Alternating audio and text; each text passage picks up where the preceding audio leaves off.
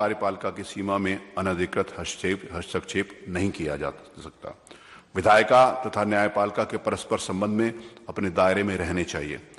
विशेषाधिकार एवं सदस्यों की अवमानना की जो शक्ति सदन को प्रदत्त की गई है वह इसी उद्देश्य से प्रदान की गई है कि सदन अपनी कार्रवाई सम्मानपूर्वक एवं मर्यादित ढंग से कर सके एवं सदन के सदस्य अपने अधिकारों का शांतिपूर्वक प्रयोग कर सकें। आज हमारे समक्ष कतिपय सरकारी कर्मचारियों की दोष के आधार पर दंड देने के प्रश्न पर विचार किया जा रहा है। सदनों और सदस्यों के विशेषाधिकार तथा अवमानना के प्रावधानों को अधिनियमित नहीं किया गया क्योंकि उनका प्रयोग परिस्थितियों एवं विभिन्न मामलों के अनुसार किया जाने का मंतव्य है। कई बार इस पर चर्चा की गई। विशेषाधिकार एवं अवमानना के बिंदुओं को अधिनियमित कर दिया जाए, परंतु इस संबंध में अभी तक कोई मतैक्य नहीं हो पाया। सदन के सभी माननीय सदस्य जनता के प्रतिनिधित्व हैं एवं संविधान की उद्देशिका में यह स्पष्ट रूप से प्रावधानित है कि संविधान के अंतर्गत हम भारत के लोग सर्वोपरि हैं। यदि जनता उसके प्रतिनिधियों के विरुद्ध लोकतांत्रिक अधिनियमों के प्रयोग में कोई बाधा आती है तो उसको रोकने के लिए विशेषाधिकार एवं अवमानना की शक्तियां प्रदत्त की गई हैं, अन्यथा यह संस्था महत्वहीन हो जाएगी। उपरोक्त वर्णित संवैधानिक योजना के अंतर्गत है वर्तमान प्रकरण में भी इस आदरणीय सदन को आज विचार करने के लिए मजबूर होना पड़ा। संसदीय कार्य मंत्री द्वारा प्रस्तुत किए गए तथ्यों से यह स्पष्ट है कि यह प्रकरण चिंतनीय है और इस प्रकरण में आदरणीय सदस्यों के विरुद्ध जिस प्रकार का बर्ताव दोषी अधिकारियों एवं कर्मचारियों द्वारा किया गया है वो उनके अधिकारों से परे है था एवं संविधान अनुशासन के विपरीत था। दोषी अधिकारियों के आचरण के कारण ही विशेषाधिकार समिति द्वारा ये संस्तुति की गई कि उनको दंड दिया जाए। विशेषाधिकार एवं सदन के सदस्यों की अवमानना की शक्तियां विशिष्ट एवं वृहद हैं। हम इस बात को पूरी तरीके से भिज्ञ हैं कि इन शक्तियों का प्रयोग सामान्यतः नहीं किया जाना चाहिए, परंतु यह हमारा दायित्व है कि विधायिका की मर्यादा को संरक्षित करने हेतु इन शक्तियों का आवश्यकता अनुसार प्रयोग किया जाए। विधायिका एवं कार्यपालिका के बीच ऐसा व्यवहार होना चाहिए जिससे इन संस्थाओं की गरिमा बनी रहे एवं परस्पर सम्मान बना रहे। इन शक्तियों का प्रयोग जनहित के उद्देश्य में ही किया जाना चाहिए। इस सदन के एक आदरणीय सदस्य के साथ जो आचरण उनके शांतिपूर्वक प्रतिवाद के सापेक्ष किया गया वो निंदनीय है एवं इस संबंध में निश्चित रूप से एक संदेश जाना चाहिए कि विधायिका एवं उनके सदस्यों को लोकतांत्रिक अधिकारों के प्रयोग में इस प्रकार का आचरण न किया जाए, अन्यथा ये संस्थाएं समाप्त हो जाएंगी और संसदीय लोकतंत्र भी खतरे में रहेगा। हम सबका ये दायित्व है कि आने वाली पीढ़ियों के लिए ये उदाहरण पेश हो एवं इस संवैधानिक संस्थाओं को संरक्षित एवं सुरक्षित रखने के उपाय करें। सरकारी नौकरियों में जो लोग कार्य करते हैं उन्हें भी इस बात का एहसास होना चाहिए कि उनके भी संवैधानिक दायित्व हैं जिनकी लक्ष्मण रेखा है और वो उसको पार नहीं कर सकते, अन्यथा सीमाओं का उल्लंघन होता रहेगा एवं विधायिका कमजोर होती रहेगी। हमको ये याद रखना चाहिए कि हमारे पूर्वजों ने त्याग एवं बलिदान करके स्वतंत्रता प्राप्त करी है एवं संसदीय लोकतंत्र की प्रणाली को अपनाया है।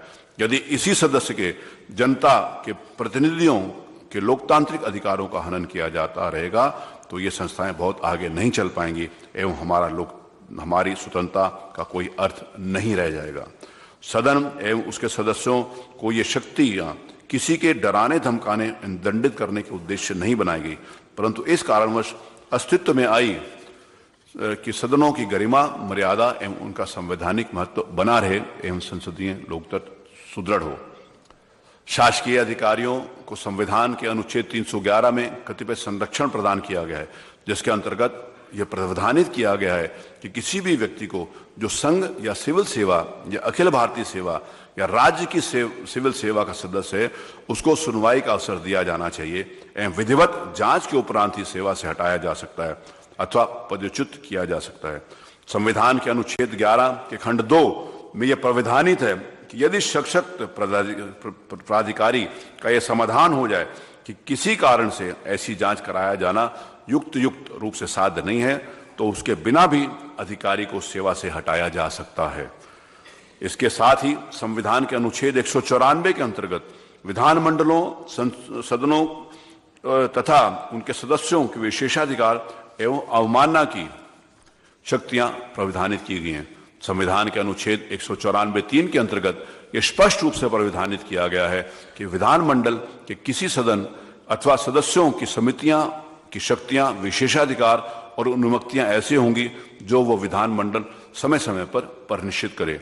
वर्णित परिस्थितियों से यह स्पष्ट है संविधान के विशेषाधिकार एवं अवमानना की शक्तियां वृहद हैं।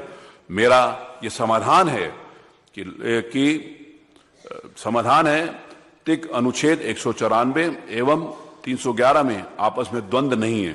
अनुच्छेद 311(2) के अंतर्गत बिना जांच के किसी भी अधिकारी को सेवा में अवमुक्त किया जा सकता है तथा 194 के अंतर्गत जो शक्तियां विधानमंडल को प्रदत्त हैं उसके तहत सेवा संबंधित जो दंड उनको कारावास अथवा संबंधित दंड विधानमंडल द्वारा दिए जाते हैं उनको 311(2) के अंतर्गत माना जाएगा। इसके अतिरिक्त ये भी अवलोकनीय है कि विशेषाधिकार समिति द्वारा दोषी अधिकारियों को सुनवाई का पर्याप्त अवसर दिया जा चुका है। अतः ये नहीं कहा जा सकता इस मामले में नैसर्गिक न्याय के सिद्धांतों का अनुपालन नहीं किया गया। क्योंकि विशेषाधिकार समिति द्वारा वृहद जांच की जा चुकी है अतः अनुच्छेद 311 में निहित नैसर्गिक न्याय के सिद्धांतों का अनुपालन भी सुनिश्चित किया जा चुका है। अनुच्छेद 311, अनुच्छेद 194 तथा निर्वाचन सामंजस्यपूर्ण नीति से किया जाएगा। अतः शासकीय अधिकारियों के दायित्वों तथा सदन की विशेषाधिकार समिति व सदस्यों की अवमानना की शक्तियों के मध्य में कोई द्वंद्व नहीं है, वरन एक दूसरे का परस्पर सम्मान एवं उनकी सेवाओं का आदर किया जाना चाहिए।